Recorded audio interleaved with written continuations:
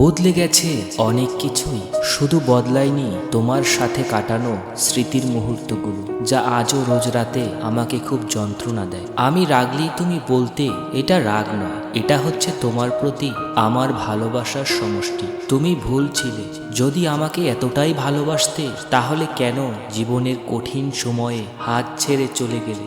আমি জানি তোমার কাছে কোনো উত্তর নেই, আর আমি তোমার কাছে কোনো উত্তর চাইও না।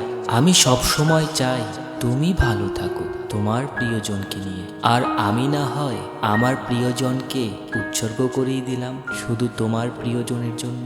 আমার একটাই মিনতি কি জানো, এমন কোনো গল্প শুরু করো না যার শেষ তুমি করবে না। ভালো থেকো তুমি, ইতি তোমার প্রিয়।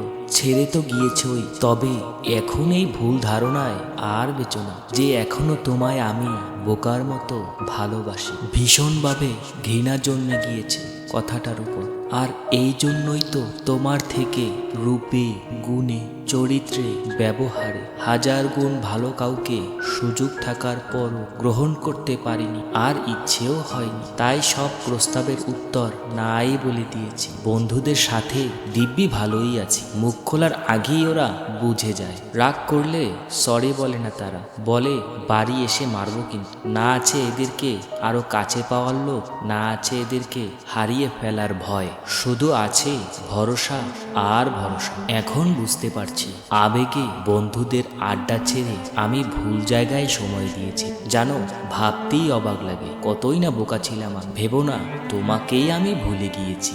সহজে ভুলার পাত্র আমি না। আমি আর চাই না তোমার সাথে আবারও দেখা হোক। আমিও তো দেখি আমার মতো কে রাখে আর কেই বা ভালোবাসে। আর কখনো এটা চিন্তাও করো না যে আমি ভালো নেই। আমি আমাকে নিয়ে খুবই ভালো আছি। এখন আর কারোর জন্য নিচু হতে হয় না, আর কারো মন রক্ষাও করতে হয় না। কে কি মনে করলো তা ভাবতেও হয় না। এক কথায় আমি বেশ ভালো আছি, একাও থাকতে শিখে গিয়েছি। এখন মুখে সবসময় একটা মৃদু হাসিই থাকে। একদিন তাকে জিজ্ঞেস করেছিলাম আমার পরিবারের সদস্যদের সাথে কেমন ব্যবহার করবে তুমি। উত্তরে যখন সে বলল, আমি যখন আপনার স্ত্রী হয়ে আপনার বাসায় যাব তখন আপনার পরিবার মানেই তো আমার পরিবার, সুতরাং আমার পরিবার নিয়ে আপনাকে আর ভাবতে হবে না। এই উত্তরে আমি তো রীতিমতো অবাক।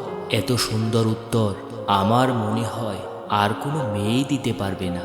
সেদিন এই উত্তর শুনে আমার মনে হয়েছিল আমি তো অমূল্য রতন পেয়ে গেছি। একদিন সে আমাকে কপি করতে থাকলো।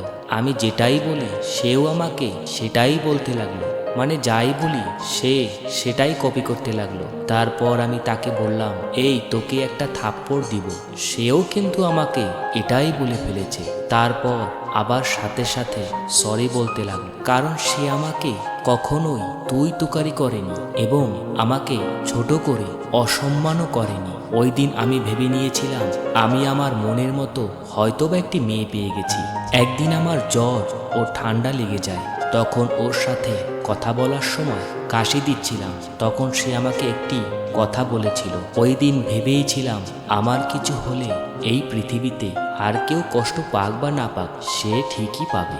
আমাকে সাহায্য করতে না পারলেও আফসোস করবে। আমাকে সাহায্য করতে না পারার কারণে সেদিন কলটা কেটে তারপরও আমাকে একটা মেসেজ পাঠায়। মেসেজে বলেছিল, আপনি এভাবে কথা বলবেন না, আমার খুবই ভয় লাগে। অনেক রাগের মধ্যে থেকেও ছোট একটা হাসি দিলাম।